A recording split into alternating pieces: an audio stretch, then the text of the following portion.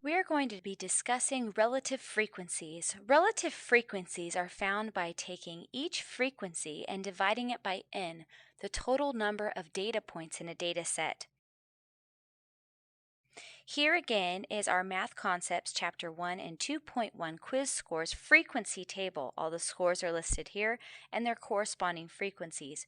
We are now going to take this information and create a relative frequency table.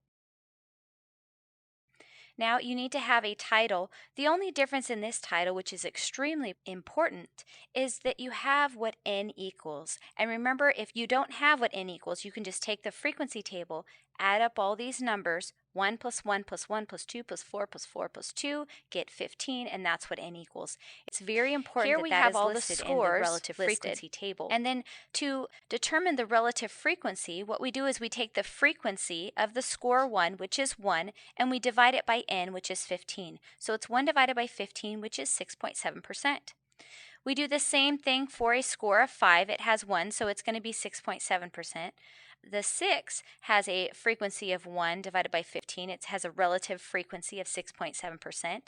For 7, it has a frequency of 2, so we're going to go 2 divided by 15, which is 13.3%. A score of 8 has a frequency of 4, so we go 4 divided by n, which is 15, for a relative frequency of 26.7%, which is the same for a score of 9. And a score of 10 has a frequency of 2, so 2 divided by 15 is 13.3%. Now this is how you create a relative frequency table. Now once you have a relative frequency table, you can make a relative frequency bar graph. Now, in a relative frequency bar graph, you have a title, you have your axes labeled, the scores are listed on the x-axis, and on the y-axis, what we have is we have all the percentages.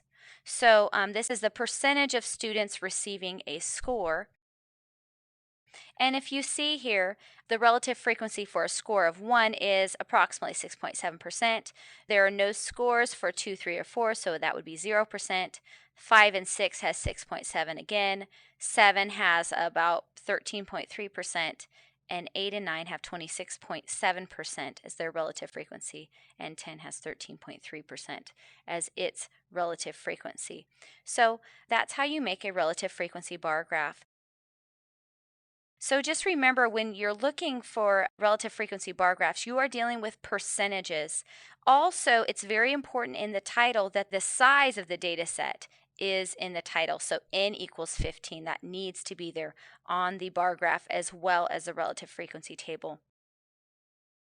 And why this is important, it allows anyone to compute the actual frequencies. For example, if 13.3% of the 15 students scored a 10 on the quiz, the actual frequency would be you take 13% in the form of a decimal, so it's 0.133 times 15. And what you're going to get is 1.99999. Now, what that really is 2. So that means the actual frequency of people who scored a 10 would be two students.